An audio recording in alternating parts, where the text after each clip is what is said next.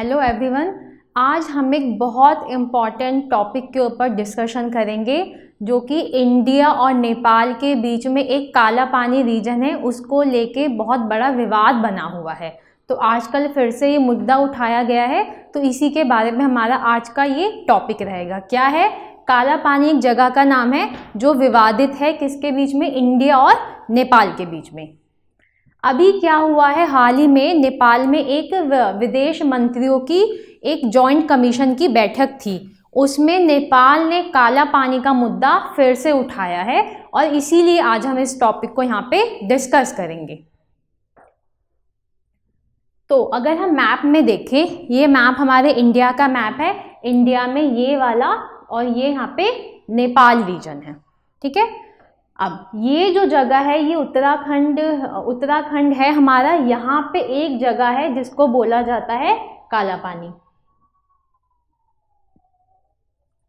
इस रीजन को, यहाँ पे काला पानी जो जगह है वो स्थित है उत्तराखंड में। उत्तराखंड के एकदम पूर्व में ईस्टर्न जो बॉर्डर है उसकी पिथौरागढ़ डिस्ट्रिक्ट का एरिया है ये काला पानी। ये आजकल बहुत विवाद में बना हुआ है और नेपाल कहता है ये वाला जो रीजन है ये हमारा है, मतलब नेपाल के अंदर आना चाहिए, जिस पे अभी ऑफिशियली इंडिया ने अपना कब्जा किया हुआ है। तो ये आज हम डिटेल में इसी मुद्दे पे डिस्कस करेंगे कि ये जो विवाद है ये शुरू कहाँ से हुआ, ये एरिया के पीछे नेपाल ऐसा क्यों बोलता है कि ये हमारा एरिया हुआ करता था। तो ये आज के हम क्लास में देखेंगे।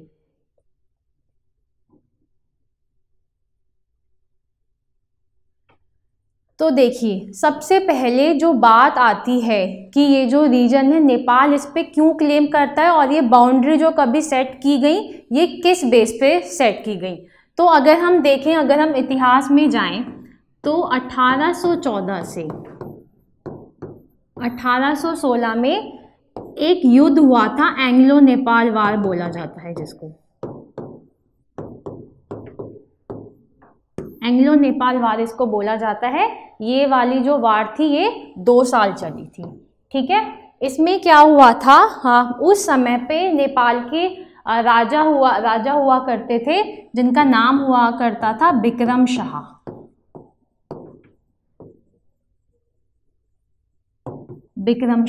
बिक्रम शाह की उम्र सिर्फ 16 वर्ष थी। तो ये इनके बिहाफ पे इनके प्रधानमंत्री थे जो यहाँ पे रूल किया करते थे और इनके प्रधानमंत्री का नाम था भीमसेन थापा।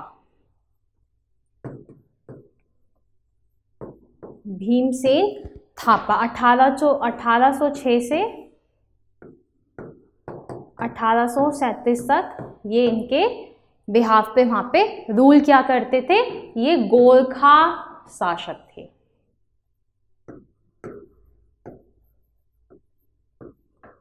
ठीक है, जैसे भारत में हुआ मुगलों में कि अकबर की आयु उस समय बहुत कम हुआ करती थी, जिस समय वो राजा बने 13 वर्ष की आयु में, तो उनके बिहाफ पे वहाँ पे बैरम खां उनके हिसाब से वहाँ पे काम किया करते थे। तो ऐसे ही सेम यहाँ पे इन गोरखा शासकों में बिक्रम शाह की आयु बहुत कम थी, तो उनके बिहाफ में डी फैक्टो रूलर जो थे वो भीमसेन थापा थे। ये उनके वहाँ काम किया करते थे।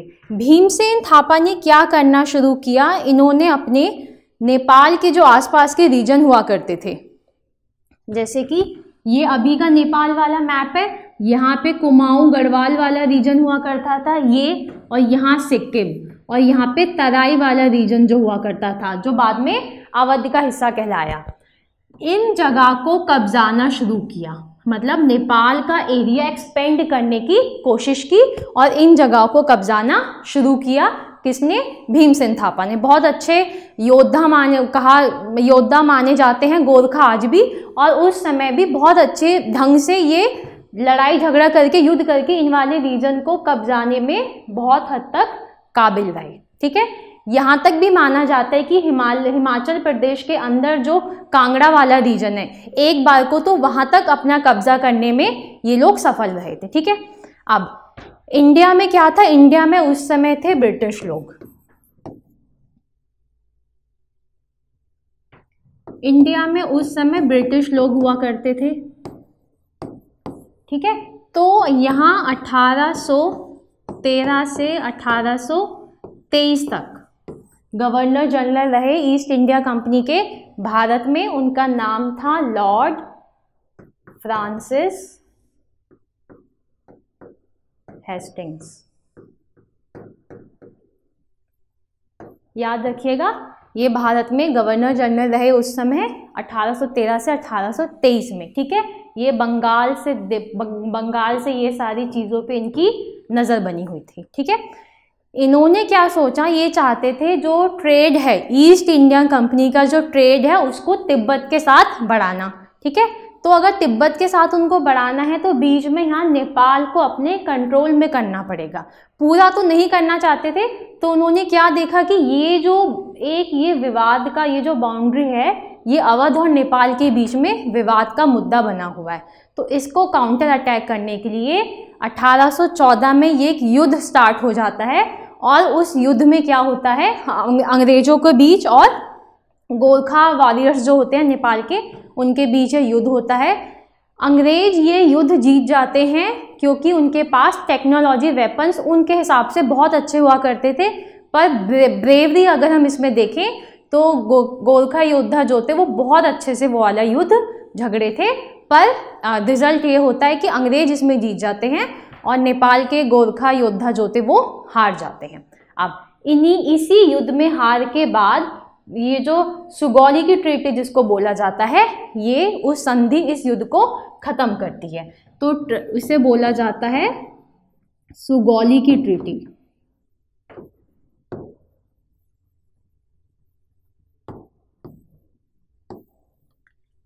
दिसंबर 1815 में ये साइन की गई थी, पर ऑफिशियली राजा और जो गवर्नर जनरल हुआ करते थे ईस्ट इंडिया कंपनी के, इन्होंने इसको रेटिफाई किया था 1816 में, मार्च 1816 में। तो एग्जाम पॉइंट ऑफ व्यू से 1816 हमारे लिए इम्पॉर्टेंट है, ठीक है। अब इसमें क्या हुआ, इसमें बोला गया कि जो नेपाल ने अब इधर उधर जो एरिया कब्जाया हुआ था, गढ़वाल और कुमाऊं वाला, इधर सिक्किम वाला और इधर तराई रीजन,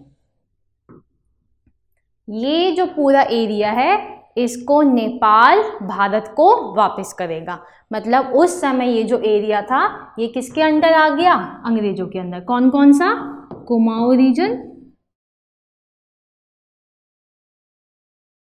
गढ़वाल, तराई रीजन और सिक्किम, ठीक है। अंग्रेजों ने इस युद्ध में देखा कि गोरखा सोल्जर्स जो थे वो बहुत अच्छे से, बहुत ही वीरता के साथ उन्होंने ये वाला युद्ध लड़ा है। तो उन्होंने क्या डिसाइड किया कि वो गोरखा लीडर्स को, गोरखा सोल्जर्स को अपनी सेना में, ब्रिटिश सेना जो है उसमें शामिल करेंगे। तो इसी सुगौली की ट्रीटी के अंदर ये भी बात कही गई। आज के समय में भी इंग्लैंड में ब्रिटिश आर्मी में गोरखा सोल्जर्स को आज भी वहाँ पे रिक्रूट किया जाता है। और इंडिया में भी हमारी गोरखा रेजिमेंट भी है और हम लोग यहाँ नेपाल से इन गोरखा योद्धाओं को अपनी सेना में रिक्रूट करते हैं। क्यों? इनकी ब्रेवरी की वजह से, ठीक है। और इसी ट्रीटी के अंदर बाउंड्री सेट हुई इंडिया और नेपाल के बीच में। ये कुछ मुख्य बातें हैं इसकी। और ये भी बोला गया था कि हमारा एक अधिकारी आधिकारिक रूप से नेपाल में उसकी सीट रहेगी, वो वहाँ से देख रेख करेगा। ये ट्रीटी की कुछ मुख्य बातें थी। अब ये चलो ठीक है, यहाँ पे कोई बवाल नहीं, यहाँ पे बवाल नहीं, और ब्रिटिश ऑफिसर रेजिडेंट जो गए वहाँ पे रहने उसमें भी इशू नहीं। इशू की वाली सारी बात है ये बाउंड्री की। अब क्या बॉर्डर सेट किया गया, क्या कहा गया, तो ये बात रखी गई, जो बाउंड्री बताई गई इंडिया और नेपाल के बीच में, वो दो नदियों को बताया गया। इस तरफ की जो बाउंड्री है वो रहेगी मेची नदी, मेची नदी, और इस तरफ की जो बाउंड्री है वो रहेगी महाकाली नदी, ठीक है। यहाँ अगर हम ईस्ट डायरेक्शन में देखें तो मेची नदी, और वेस्ट में अगर हम देखें तो महाकाली नदी। ठीक है, दिक्कत कहाँ आती है अब दिक्कत यहाँ आती है, ये जो महाकाली जो नदी है इसके जो स्रोत है, जो ओरिजिन है, वो बहुत ज़्यादा क्लियर नहीं है। ऐसा है वहाँ पे कि 3 अलग अलग नदियों, 3 अलग अलग सोर्सेस से छोटी छोटी नदियाँ निकलती हैं और बाद में वो ये महाकाली नदी बनाती हैं। यही सारा विवाद का कारण बना हुआ है। ठीक है, नेपाल कहता है जो ओरिजिन है उसका, ये डिसाइड किया गया कि महाकाली नदी से जो भी इस तरफ का हिस्सा है वो नेपाल का होगा। ठीक है, नेपाल कहता है जो इसका ओरिजिन है वो लिम्पियधुरा है। लिम्पियधुरा उसका ओरिजिन होने का मतलब ये वाला जो पूरा एरिया है ये नेपाल का हो जाता है। ठीक है, पर इंडिया कहता है यहाँ पे काला पानी है और ये काला पानी ही इस नदी का ओरिजिन है, तो ये वाला जो हिस्सा है केवल ये नेपाल का है और ये हमारा है। मैप में देखेंगे हम इसको, देखिए ये है, ये जो आपको दिख रहा है पूरा रीजन, ये है विवादास्पद एरिया। ठीक है, इसमें ये हमारा लिम्पियधुरा, यहाँ पे काला पानी और यहाँ पे लिपु लेक। अभी रिसेंटली ये जो विवाद इतना ज़्यादा बड़े लेवल पे हमको देखने को मिल रहा है, ये इसलिए कि ना नवंबर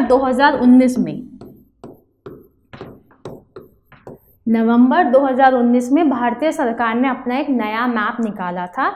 नए मैप में उसने लद्दाख को और जम्मू कश्मीर को 2 अलग अलग केंद्र शासित प्रदेश के रूप में दिखाया था। ठीक है, वहाँ से उस मैप में ही विवाद हुआ कि भारत ने काला पानी को अपने हिस्से में क्यों दिखाया और नेपाल ने क्वेश्चन करना स्टार्ट कर दिया। उसके बाद चलो वो वहाँ पे उतना ज़्यादा विवाद अगर नहीं भी हुआ, फिर मई 2020 में एक सड़क का उद्घाटन किया गया जो सड़क इस रीजन को जोड़ती है, काला पानी से लिपु लेक दर्रे को जोड़ती है। ठीक है, 80 किलोमीटर लेंथ की ये जो सड़क थी ये BRO ने भारत सरकार को बना के दी। यहाँ से नेपाल ने बहुत ज़्यादा विरोध करना शुरू किया। बहुत प्रोटेस्ट हमें आपको देखने को मिला। जो नॉर्मल नागरिक हैं नेपाल के, वो बड़े बड़े बैनर लेके खड़े होते थे, भारत हम पे जुल्म मत करो, ये नहीं करो, वो नहीं करो। कहीं ना कहीं अगर हम देखें तो इंडिया जो है वो एक बड़ा देश है। अगर हम नेपाल से कंपेयर करें, नेपाल को इंडिया का मैत्री देश भी बोला जाता है, क्योंकि बहुत ज़्यादा सहायता करता है इंडिया नेपाल की, और बदले में और जो गोरखा रेजिमेंट है उनको वो भी सर्व करते हैं हमारी आर्मी में। तो रिलेशन कभी बहुत ज़्यादा खटास भरे तो नहीं रहे हैं। पर अगर एक बहुत बड़ा देश है और दूसरा छोटा देश है और वहाँ के नागरिकों में ये भावना आ जाए कि वो बड़ा देश हमारे ऊपर जुल्म कर रहा है, अत्याचार कर रहा है, तो इम्पैक्ट इसका बहुत अच्छा नहीं दिखता है। और कभी अगर 2 पड़ोसी देशों में अगर विवाद होता है तो उनके आसपास के जो देश होते हैं वो भी आपस में बट जाते हैं। कोई किसी को सपोर्ट करता है, कोई किसी को सपोर्ट करता है। तो ये विवाद होना तो बिल्कुल भी बेनिफिशियल किसी के लिए भी नहीं है, नेपाल के लिए भी नहीं है और इंडिया के लिए भी नहीं है। ठीक है, नेपाल आजकल इतना ज़्यादा अपना खुल के विरोध इसलिए करने लगा है क्योंकि नेपाल को अपने पीछे से बैकअप सपोर्ट मिल रहा है चाइना से। चाइना ने बहुत ज़्यादा कर्जा देकर नेपाल को थोड़ा सा अपने कंट्रोल में किया हुआ है। और दूसरा, चाइना जो है वो कम्युनिस्ट विचारधारा को फॉलो करता है और आज के डेट में नेपाल में जो सरकार है वो भी नेशनल कम्युनिस्ट पार्टी है नेपाल की, नेपाल कम्युनिस्ट पार्टी है नेपाल की। तो वो विचारधारा दोनों बहुत मिली जुली हुई हैं। तो ये भी एक रीज़न माना जा रहा है इस विरोध का। दिक्कत सारी हो जाती है इस नदी से। ये भी एक यहाँ से भी सोर्स माना जाता है उस नदी का, यहाँ से भी माना जाता है और इस रीजन से भी माना जाता है। ठीक है, तो नेपाल कहता है ये सोर्स है, लिम्पियधुरा उस महाकाली नदी का सोर्स है। तो ये जो इसके इधर जितना भी एरिया है ये नेपाल का है। भारत कहता नहीं, ये जो काला पानी है, काला पानी के नाम पे ही उस नदी का नाम महाकाली या फिर काली नदी भी बोलते हैं, इसी के नाम पे पड़ा, इसका सोर्स यहाँ पे है।